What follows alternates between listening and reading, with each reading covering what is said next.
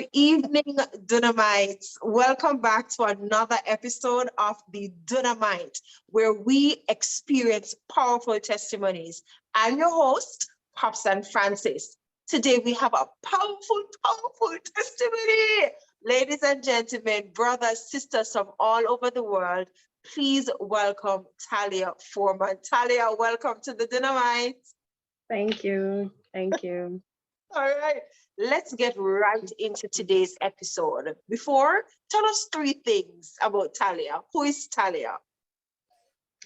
Well, I am a God-fearing person, first and foremost. I'm a social butterfly, and I am just, I think I'm a free spirit, and I'm an extrovert. So, Okay. All right, lovely. All right. Oh, thanks for coming. We really appreciate it. Let's dig in. Let us get right into it. Let us share what God has done for you. We want to go back to a few years ago. You were in 5th form, getting right. ready. For those of you from Jamaica, she was getting ready to do her CXCs or CSEC exam, which is the exit exam for high school. So you're getting ready for your exit exam, exciting but nerve-wracking time, but you had much more to deal with. What happened? So I was, as you said, I was in 5th form, looking forward to do my CXCs. However, I can remember I was on the corridor. We were having general devotion, and I got a call. And my dad, he had cancer. He had a tumor, and my aunt called me, and she said, your dad dead. She really didn't know how to bear that news. She just sprung it on me. But in that moment, I didn't know what to do. I can remember my best friend at the time, she brought me to the guidance counselor's office. And yeah, it was a bit surreal because I knew he was sick, but you can never be prepared for something like that. That is correct. And then to be in this very critical stage of your life, because for most person that exit exam determines the rest Yeah, of your life. And right. then with all that pressure, now you're being called on the phone, say, not even be, the news was not even born smoothly or softly. I can just imagine the trauma. How did that affect you though? How did that turn out in terms of leaving high school? Were you able to cope? Were you able to still do well? I no. Surprisingly, I was recommended to do 7 subjects, and I only got 1. I only passed 1, and that was agricultural science. I was distraught because I remember I knew what I was about. I knew what I was doing, but like when I got back the results, I was shocked. So and embarrassed. And this is the first time, and I'm actually talking about this. About close persons, no, but I felt a bit embarrassed. But over the years, I feel like we should always tell our story in order to touch somebody else, because you never know what they are going through, and they feel like, oh, I'm the only one that is going through this, and that's not true. So yeah, Amazing. I am. This is my first time speaking publicly. Can I let you know that we value you? We value you. We thank you for sharing, for having the courage to come into this safe space of the Dunamite at the Dunamite Seventh-day Adventist Church to just share your story.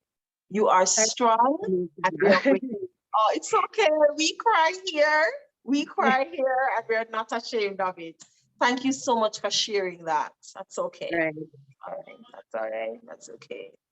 So one subject, there is shame, There is mourning because you just lost your dad. I want to give you a hug right now. You just lost your dad. Take a moment, take a moment, take a moment. Real stories here, real testimonies, authentic, raw emotions, because as Christians, we don't have it easy. It's not an easy road. And that is why we're here to share when we have come through on the other side by the grace and mercy of Jesus Christ. And we're just applauding and celebrating your strength this evening, Tahlia. So high school, that phase has ended. Yeah, yeah, Leaving, that thing that ended. yes. So you're leaving with the shame of not passing the exams. You're grappling with dad. No doubt dad leaving must have left a financial hole in the family. So that support is gone. But you did not give up. No, You did not give up. I went back to school, what they call 12th grade. It was our evening class. So I went back and I got some subjects. I did two and I got the two. And then I went back. I did the two because that was what I could afford at the time. So then I got those and then I went back to do the math. And I did the math. When the time came around for me to do the exam, my teacher, she told us that she forgot to bring the papers to CXC, so I couldn't get to do the math exam. So that was 1 year wasted again. Wow. Yeah, so I was doing math and I think three more. So the math and two more. So that would be five in total. So I did the two, but the math didn't come through for some weird reason. And yeah, sometimes I can see the devil popping up his head in certain circumstances, but I did not let that deter me from pushing forward.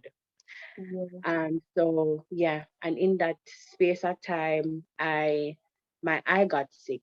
All right. So Um, this is the next phase of the right, story. You are in the preparation mode, doing those additional subjects so you could really go on with life and achieve all that God has ordained for you to achieve. And then right, tragedy hits in a yeah. different form. Talk to us about that. What happened? I think it was 2014, because I graduated 2013, 2015. I was just there. I can remember I was it was a Sunday and I was doing some washing and stuff.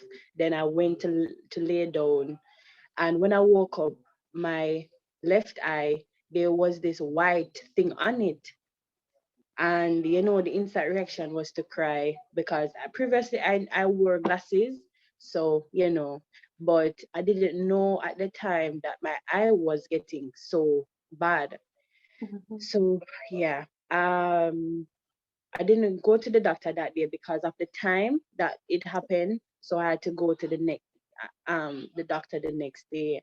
And I'm sorry, let's just delve into that a little bit more. So you got up on the Sunday morning, there is this white substance right. over your eye. Were you able to see No, what was happening? it was very foggy. I couldn't see out of this one. I couldn't see any at all. So that was pretty frightening for me.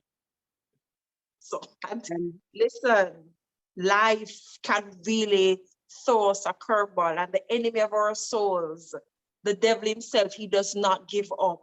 I can just imagine your brain going into like flight or fright mode. The first time you were doing your CXT, your dad died, right? In the middle of that. Then you're going at it, you're persevering and you're going at it again. And then there's this eye condition that turns up. yeah, Ooh, and at such a young age too. right. What was that phase like? How did you cope? What was that like? Um, I can remember because I went to the doctor, as I said, and they told me that I have a eye condition, keratoconus. That's its name. It's a corneal disease. So like I didn't give people eye contact like for couple months well, because of the fear of them, seeing my eyes and asking me the operative question, what is wrong with your eye? And then you would have to go and explaining. So I kept away from that, and affected my self-esteem a bit. So yeah, I had to set in my spirit that this is what is happening at the moment, but it was a phase Mhm. for me. And you didn't stop there. No, I didn't. You didn't stop And there. I still pressed along, and I went to school with my eye being sick. I can remember I could not. I was having issues seeing in the exam because the doctor that I was going to at the moment, oh God, I had some very bad doctor experiences. I remember me and my mother walking to catch the bus to go to Kingston, to go to Kingston Public. I remember one time she had to sleep in the market to get a space at, at Kingston.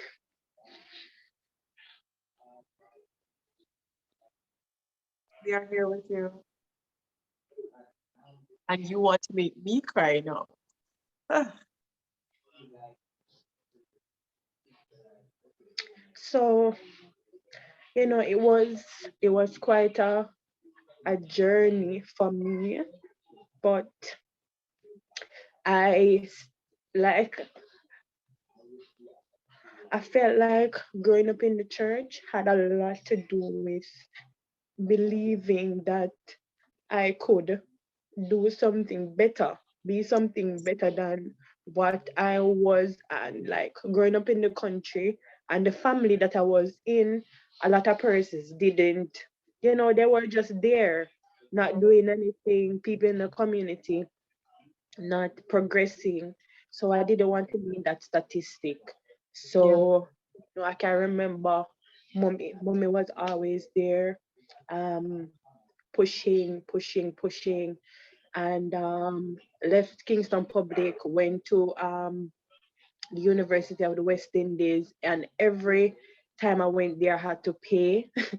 And don't ask me how that happened, but the money came, and my uncle found this good doctor. He specializes in my eye condition in St. Elizabeth.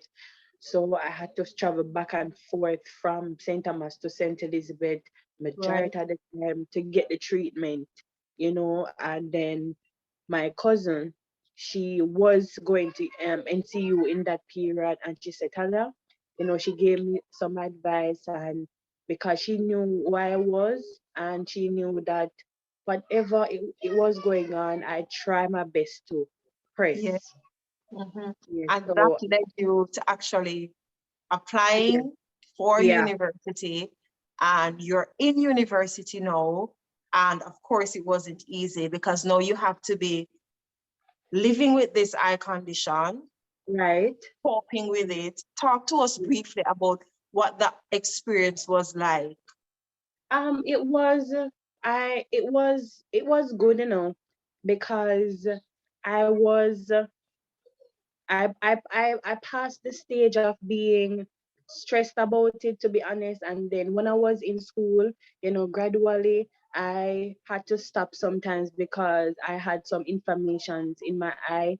I think about 3 different times, and I still press, and I can remember it was bad at one point. I couldn't even go out in the sunlight, and I had to stay in, and my doctor came. So it was rough, but I got it done. I got it done, and I met some lovely people along the way because I was still active. Oh God, I went on so many church outreach, and it was really good. It was really good, and I was really glad that I went to NCU. Wonderful. Amazing testimony. And you have persevered through the loss of your father, through the loss of your eyesight, just going through low self-esteem, ups and downs with mom, doctor disappointments, and you have graduated. Can I share with them that you have Yes, graduated from university? I graduated.